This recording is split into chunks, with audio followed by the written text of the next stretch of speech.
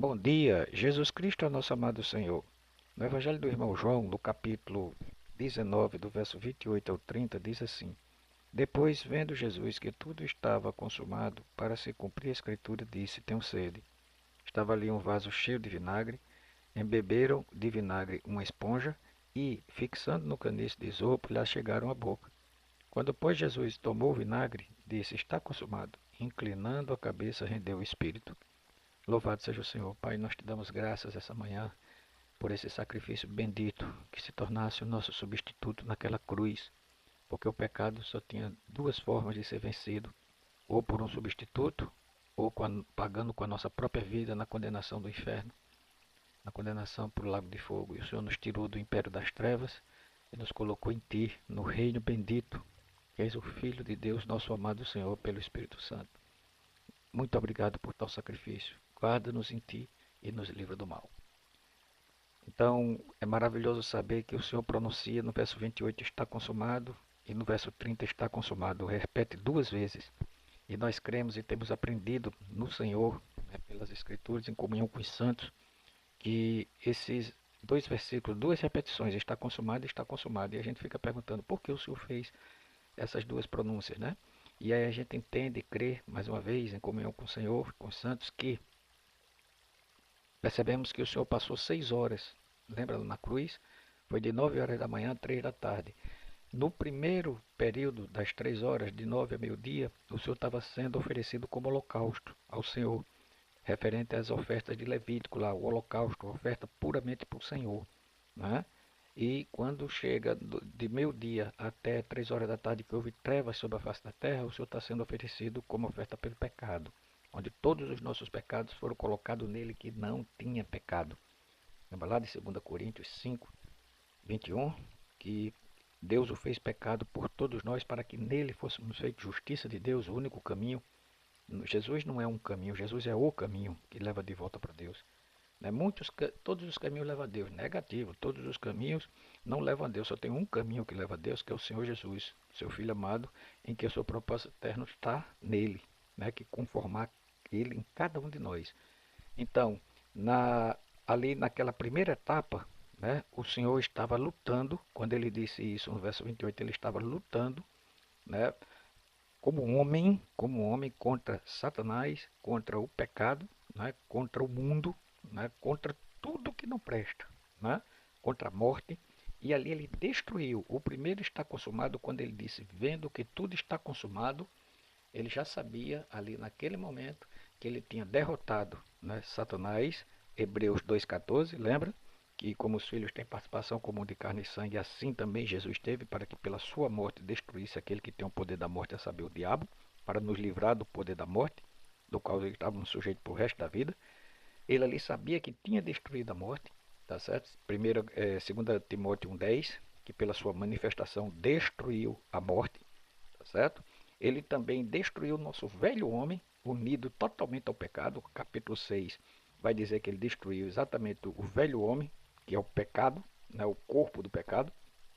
Então, sabendo isso, que foi crucificado com ele o nosso velho homem, ó, para que o corpo do pecado seja destruído, agora depende de nós. E a gente começa a crer e perceber por que o outro segundo está consumado. Porque o primeiro está relacionado ao que ele fez.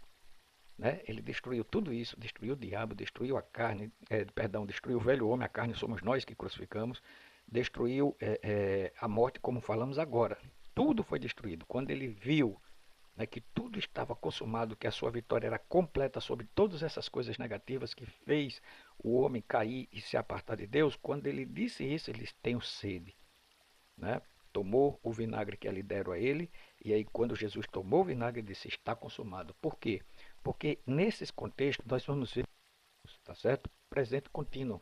Hebreus 2,14 novamente, que para que pela sua morte destruísse, presente contínuo, sabendo isto que foi crucificado com ele o nosso velho homem, para que, presente contínuo, no que se diz respeito ao contexto. Ou seja, houve um está consumado, tá certo? Da parte de Jesus e precisa agora estar consumado, tá certo? Unidos a ele para destruir a nossa carne, né? Crucificando nós a carne. E aí o assunto se torna simultâneo. Quando eu e você se volta para o Senhor, e obedece a Ele por estar vivendo no Espírito, o Espírito nos diz quando estamos na carne, lembra lá de Romanos 8? Se pelo Espírito mortificados os feitos da carne, porque até para saber que estamos na carne, precisamos de da comunhão do Espírito para que Ele nos mostre. E aí, nessa doce comunhão com o Senhor, vamos caminhando. Lembra lá de Isaías que vimos ontem? Quando te desviares para a direita e quando te desviares para a esquerda, os teus ouvidos ouvirão atrás de ti uma palavra dizendo: Este é o caminho, andai por ele. Quem é o caminho? Este é Jesus, andai por ele, que é o Espírito Santo nos guiando no Senhor e nos livrando da carne. Isaías 30, 21.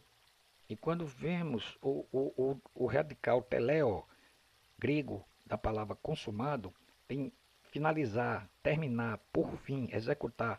E aí é maravilhoso que ele diz assim, com especial referência ao assunto tema, que é o que? A morte do Senhor. Para que foi a morte dele? Para nos levar de volta para o Senhor. Mas tem dois processos. O está consumado, onde ele derrotou todos esses itens negativos que a gente falou. E agora precisa outro item que depende de mim e de você ser derrotado hoje, que é a nossa carne, que é pela comunhão e pela afeição e pela escolha a Ele. Aí ele diz, com especial referência ao assunto tema, cumprir os conteúdos de um comando, com referência também à forma, fazer exatamente como ordenado, e geralmente envolvendo a noção de tempo, realizar o último ato que completa o processo. Completa um processo. Qual foi o processo? A morte dele. Tá certo? Qual é o último ato que completa esse processo no nosso caminhar? A crucificação da carne. Romanos 8, né? Romanos 8 diz assim, se né, não somos constrangidos a viver pela carne, né, como se constrangido a viver por ela.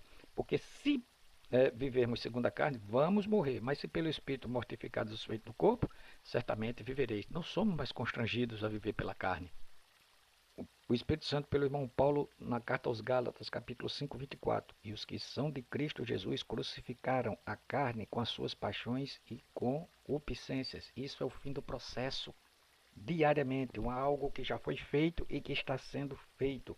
Livro de Atos sendo escrito pela igreja, pelos filhos de Deus. Salmo 9, verso 6. Olha a profecia. Quanto aos inimigos estão consumados, suas ruínas são perpétuas, arrasaste suas cidades, até a sua memória pereceu. Portanto, se viverdes segundo a carne, certamente morrereis. Mais uma vez, mas se pelo Espírito mortificados os feitos do corpo, certamente vivereis. Tem que ser por ele, no novo homem. Senão, a gente nem vai saber quando está na carne. Percebe como a gente precisa comer e beber do Senhor para que o bendito Espírito Santo nos mostre o nosso proceder e nós escolhamos sempre a vida e a bênção que é Ele mesmo. Louvado seja o Senhor.